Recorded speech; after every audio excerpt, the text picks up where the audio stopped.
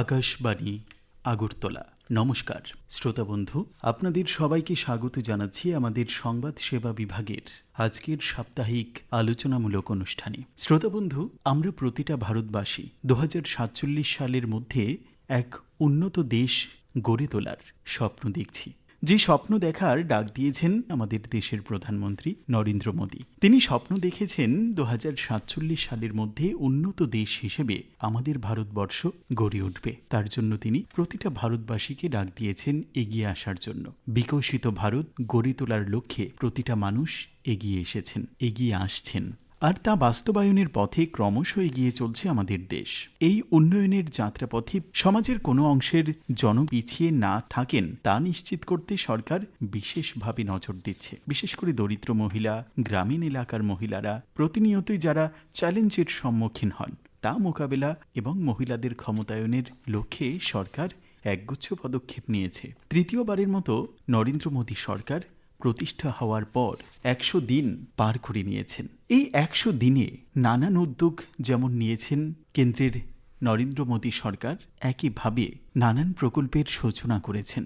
শ্রোতাবন্ধু, এক কথায় কেন্দ্রের তৃতীয়বারের মতো নরেন্দ্র মোদী সরকার আসার পর এই 100 দিনে কি কি কাজ বা কি কি সাফল্য এসেছে সেই বিষয় নিয়ে আজ কথা বলবো। আমাদের সঙ্গে রয়েছেন বীরবিক্রম মহাবিদ্যালয়ের অধ্যক্ষ ডক্টর রতন দেব। স্যারকে প্রথমে আকাশবাণীর আজকের আলোচনায় স্বাগত। নমস্কার স্যার, প্রথমেই তো বলছিলাম যে আমরা আমাদের দেশের প্রধানমন্ত্রী যে স্বপ্ন দেখছেন 2047 সালের মধ্যে দেশকে উন্নত দেশে পরিণত করবেন, বিকশিত দেশ গড়ার স্বপ্ন দেখছেন তিনি।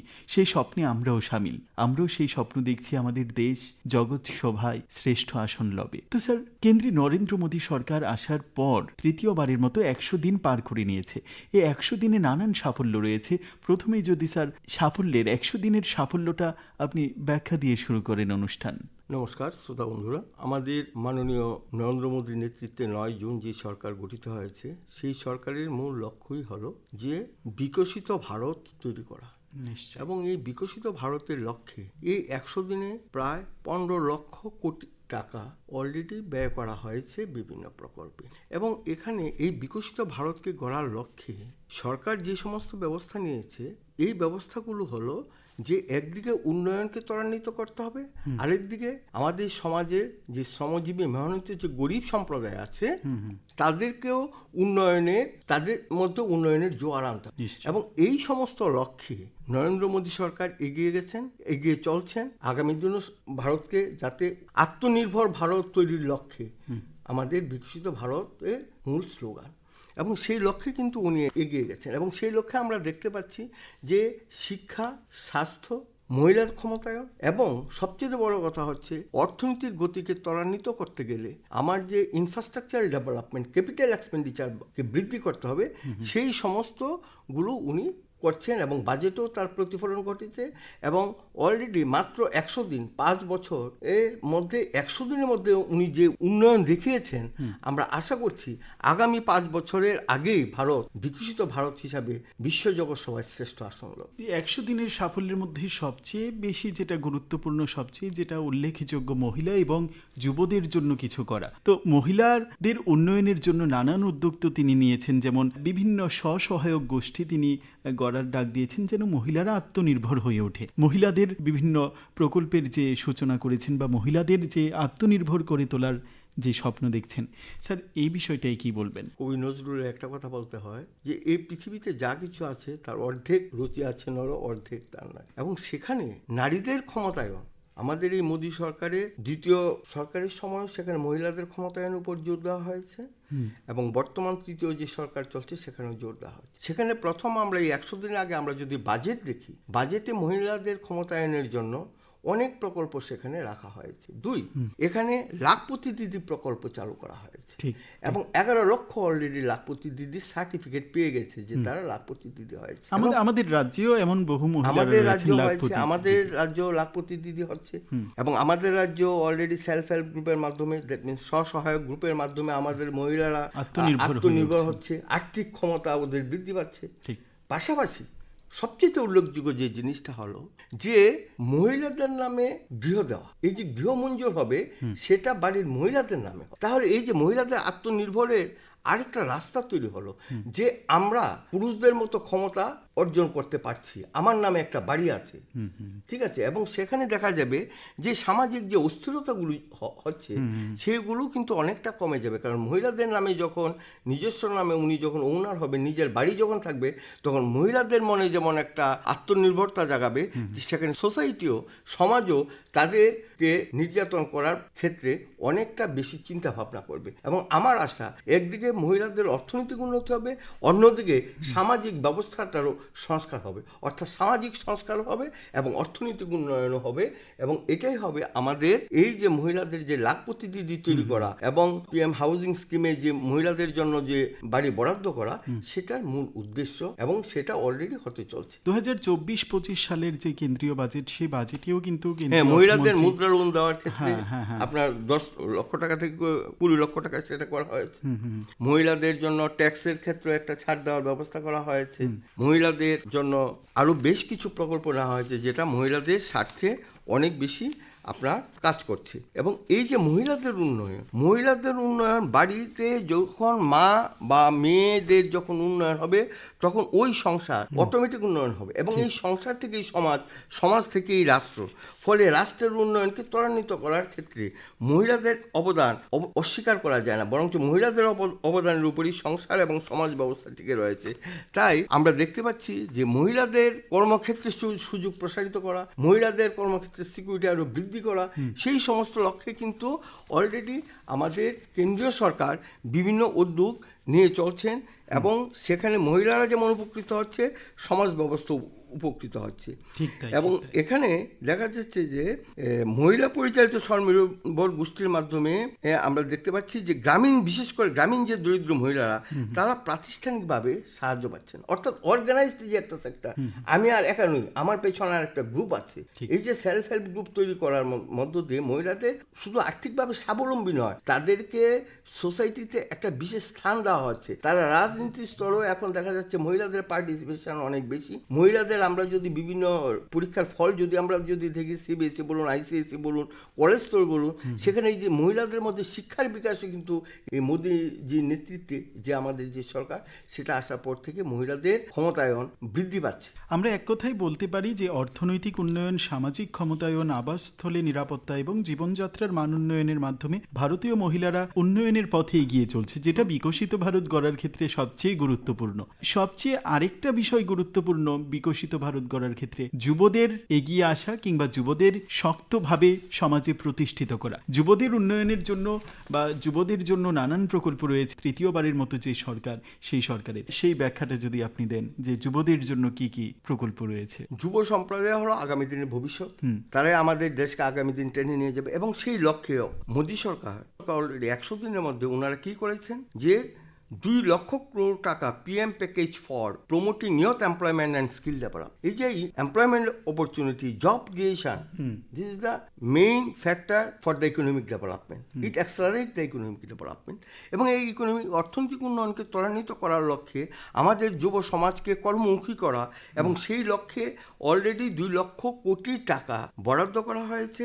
এবং সেখানে 1 কোটি যুব সম্প্রদায়কে ইন্টার্নশিপ করানো হবে। কোথায়? যে টপ কোম্পানিজগুলোর ক্ষেত্রে, উইথ অ্যালাউন্স এবং ওয়ান টাইম অ্যাসিস্ট্যান্স। তাদেরকে ওয়ান টাইম অ্যাসিস্ট্যান্সও দেওয়া হবে এবং তাদেরকে কিছু অ্যালাউন্সও দেওয়া হবে এই যে ইন্টার্নশিপ যে করবে। এবং এতে কি হবে? এতে ওনারা যেমন একটা প্রফেশনাল স্কিল, দক্ষতা ওনারা অর্জন করবেন, সেটা কর্মক্ষেত্রে প্রয়োগ করবেন, এবং তারা তাদের নিজেদেরকে এমপ্লয়েবল করে তুলতে পারবেন। পাশাপাশি আমরা কেউ যদি মনে করে যে আমরা স্টার্ট আপ করবো, সেখানে স্টার্ট আপের ক্ষেত্রেও সে ডিজিটাল ইন্ডিয়া, স্কিল ইন্ডিয়া, সেগুলো এর আগের মোদী সরকার অলরেডি করে দিয়ে গেছেন, তারা তার সুবিধা নিতে পারেন।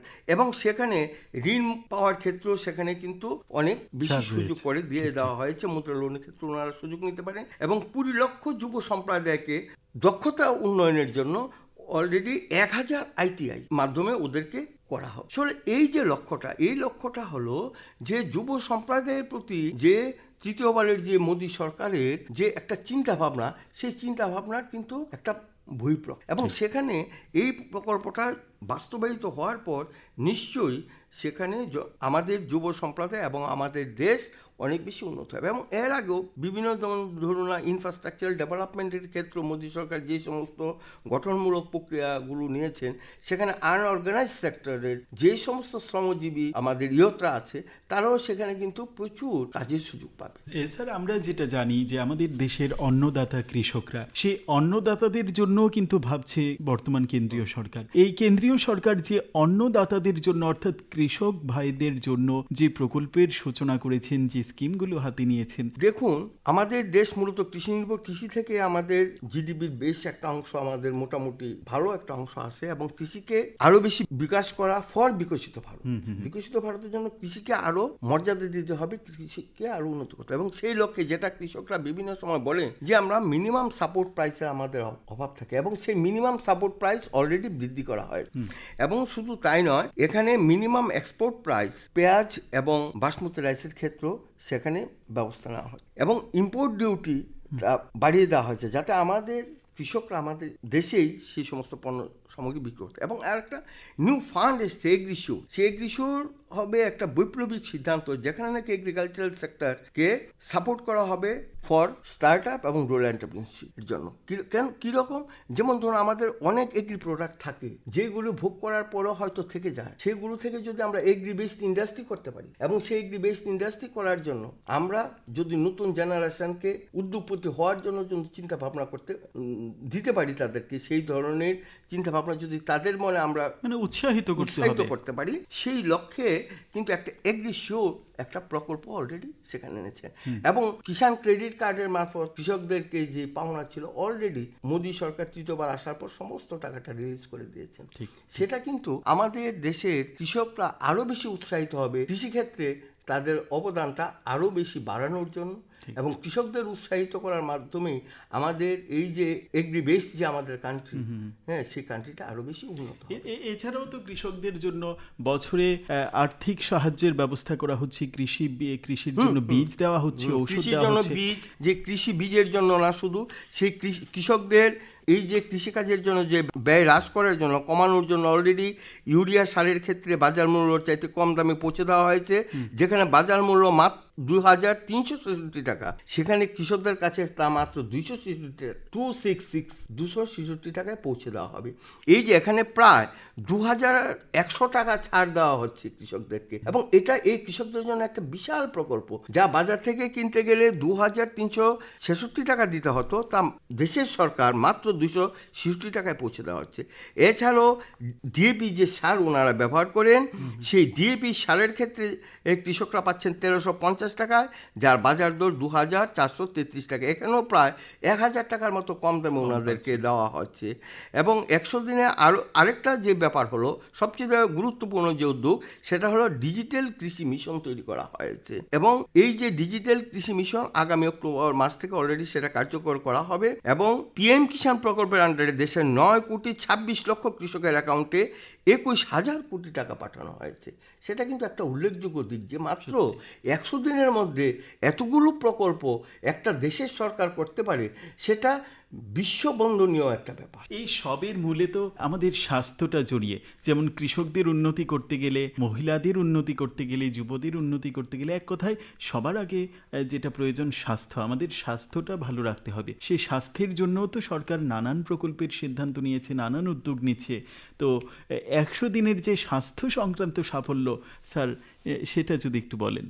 দেখুন, স্বাস্থ্য এবং শিক্ষা মোদী সরকারের প্রকল্পগুলোর মধ্যে উল্লেখযোগ্য দুটি প্রকল্প। এই দুটো ব্যবস্থার উপরই আমাদের এই সরকার জোর দিয়ে চলছেন। এবং আমরা জানি যে উচ্চশিক্ষা স্তরে এবং কেজি টু পিজি আমাদের শিক্ষা ব্যবস্থা নতুনভাবে পরিবর্তন আনার জন্য, গুণগত শিক্ষার মান বৃদ্ধি করার জন্য অলরেডি এনইপি চালু করা হয়েছে। এবং এনইপির লক্ষ্যে আমাদের একদম নার্সারি থেকে শুরু করে পিজি পর্যন্ত আমাদের একটা স্কিম সরকার চালু করেছেন, যেটা এনইপি 2020 হিসেবে আমরা জানি। ঠিক সেই রকম আমাদের যে স্বাস্থ্য, 70 বছর বয়সী যে সমস্ত লোকরা, তাদের ক্ষেত্রে আপনার এই যে ইন্স্যুরেন্স, হেলথ ইন্স্যুরেন্স করে দেওয়া হয়, সেটা অত্যন্ত একটা সময় উপযোগী। শুধু নয়, এই যে আমাদের অনেক সময় আমরা ভাবি যে এই বয়স্ক লোকরা আমাদের সমাজের বার্ডেন, ফলে এই ব্যাপারগুলো করা হয়েছে এবং দেশকে চিকিৎসা ব্যবস্থা আত্মনির্ভর করার জন্য মেডিকেলে প্রায় ৭৫,০০০ সিট বৃদ্ধি করা হয়েছে।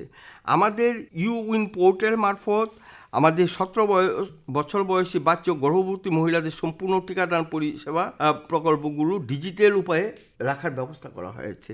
আমাদের এখানে সার্বজনীন টিকাদান কর্মসূচি অর্থাৎ গর্ভবতী মহিলা শিশুদের জন্ম থেকে ১৭ বছর বয়স পর্যন্ত সম্পূর্ণ টিকাদান রেকর্ড করা হবে এবং এই যে ডাটা সিস্টেমটা যে তৈরি করা হবে সেখানে সুবিধাভোগী হচ্ছে প্রায় 6.46 crore পিপল এবং 1.04 টিকাকরণ পর্ব অলরেডি সম্পন্ন হয়ে গেছে এই ১০০ দিনে এবং ২৩ কোটি টাকার টিকার ডোজ অলরেডি দিয়ে দেওয়া হয়েছে এই ১০০ দিনের প্রকল্পে।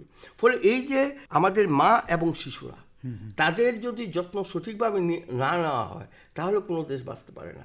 সেই জন্যই তো সপ্তম রাষ্ট্রীয় পোষণ মাস চলছে। সেই জন্য এই পোষণ মাসে এই যে সমস্ত ধরুন প্রক্রিয়াগুলো যে চালাচ্ছেন আমাদের দেশের সরকার, সেটা হচ্ছে যে আগামী দিনের ভারত উন্নত ভারত হিসাবে আমাদের যে স্বপ্ন যে উন্নত ভারত ডেভেলপড ইন্ডিয়া, আমরা সেই ডেভেলপড ইন্ডিয়াতে পৌঁছতে পারি। আরেকটা কথা না বললেই না হয় যে ইনফ্রাস্ট্রাকচারাল প্রজেক্টের ক্ষেত্রে 3 লাখ crore অলরেডি ব্যয় করা হয়েছে এবং সেখানে যে জিনিসটা করা হয়েছে যে এটা হচ্ছে কি যে রোড থেকে শুরু করে রেলওয়ে, এয়ারওয়ে সমস্ত ক্ষেত্রেই বিভিন্ন প্রকল্পের উদ্বোধন করা হচ্ছে বা বাজেট বৃদ্ধি করা হচ্ছে এবং আমাদেরকে ট্যুরিস্টদেরকে আকর্ষিত করার জন্য আমাদের দেশে সেখানে বিমানবন্দরগুলোকে নতুন আঙ্গিকে সাজানো হচ্ছে এবং এই বিকশিত ভারতের লক্ষ্যে আমাদের যে ন্যায় ব্যবস্থার একটা ব্যাপক সংস্কার করা হয়, যেমন 3টা নতুন আইন চালু করা হয়েছে।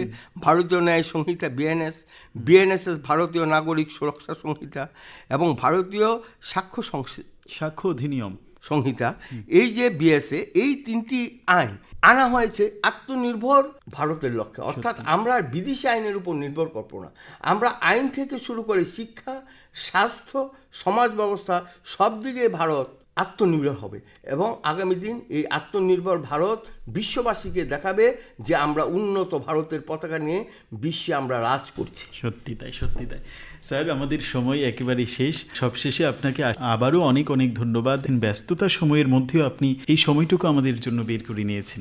শ্রোতা বন্ধু, এতক্ষণ আমাদের সঙ্গে আলোচনায় ছিলেন বীর বিক্রম মহাবিদ্যালয়ের অধ্যক্ষ ডক্টর রতন দেব।